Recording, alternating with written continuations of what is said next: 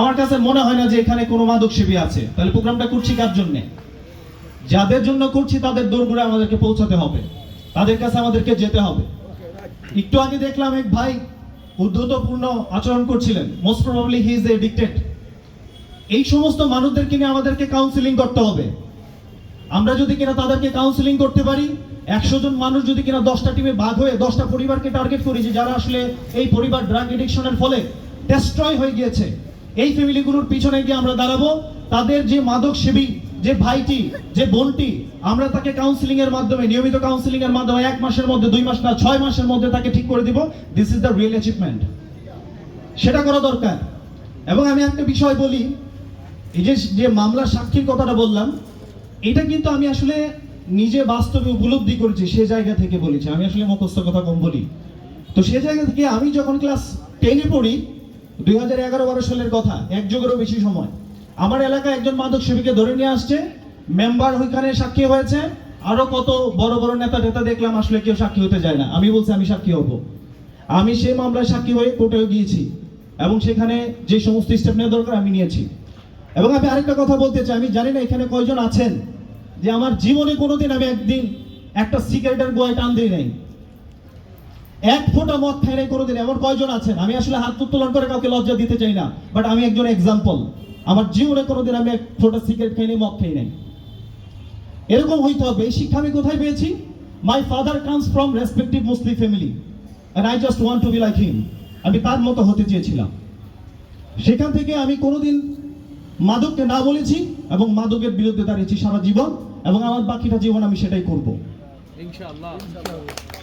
আমার পরিবারে কিছুদিন একটা বিয়ের অনুষ্ঠান হয়েছে। আমার অনেক বন্ধুকে দেখেছি যে তারা বিভিন্ন বিয়ের অনুষ্ঠানে বন্ধুদেরকে আগে থেকে আবদার করেছেন, যদি কিনা আসলে এখানে একটু লাল পানি কালো পানির ব্যবস্থা না থাকে তাহলে কিন্তু বন্ধু হয় না।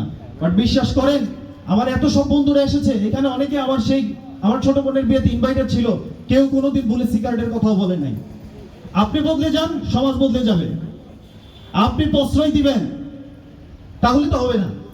তো সেই জায়গা থেকে আসলে বলতে চাই যে আপনারা টিম করে স্যারকে আমি অনুরোধ করব, যেহেতু আমিনুল ইসলাম স্যার একটা স্টেপ নিয়ে ফেলেছেন যে তিনি কালকে আসলে এই ধরনের স্টেপ নেবেন তার বিদ্যালয়ে, আমি স্যারকে অনুরোধ করব যে স্যার আপনার বিদ্যালয়ে এই সমস্ত স্টুডেন্টদেরকে দিয়ে অধূমপায়ী বন্ধু চক্র একটা সংগঠন করে দেন আপনি, তাহলে এটা নিয়মিত কাউন্সিলিং হইতে থাকবে।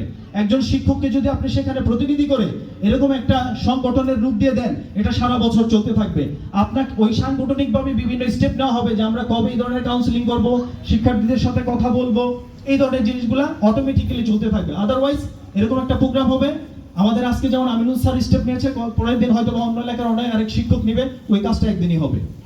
বাট যখন নাকি এটাকে সাংগঠনিক রূপ দেওয়া হবে, তখন এটা বছরের পর বছর চলতে থাকবে এবং সেটা সমাজে একটা পজিটিভ ইমপ্যাক্ট পড়বে। তো আমি আসলে আরো অনেক বেশি কথা বলার ছিল, এখানে আসলে প্রসঙ্গ ধরে কথা বলতে গেলে অনেক কথা বলা চলে আসে, বাট বাস্তবতা কি জিনিস সেটা আপনারা সবাই বুঝেন, কিভাবে মাদককে নির্মূল করতে হবে সেটাও আপনারা বুঝেন। রাজনৈতিক নেতারাও অনেক সময় বলেন যে আমাদের রাজনৈতিক দলে যদি কিনা কোনো মাদক সেবী থাকে তাকে দলে রাখা যাবে না, কিন্তু বাস্তবতা ভিন্ন। সে এইখানে আসলে পরে একটা শেল্টার পায় বিদায় আসলে সে এখানে যুক্ত হয়। কোনো মাদক গ্রহণকারীকে না আপনি টার্গেট করেন যে মাদক ব্যবসায়ী, আমরা যদি কিনা চক্র করে তার বাসায় গিয়ে কাউন্সিলিং করে তার বাসায় যদি কিনা যাই, এটা কিন্তু আস্তে আস্তে একটা সোশ্যাল প্রেশার ক্রিয়েট হবে তার ফ্যামিলির উপর যে আসলে এখানে এই ধরনের কাজ করা যাবে না। মেম্বারকে সাথে নিয়ে নেন, এই ধরনের কাজগুলো চালু করেন, দেখবেন যে সমাজ বদলে যাবে। খুব বেশি বাস্তব কথা বলতে চাই না, কারণ বাস্তব কথা বললে কিন্তু তার শত্রু আরো বেশি হয়। সবাই ভালো থাকবেন। আসসালামু আলাইকুম, ধন্যবাদ সবাইকে।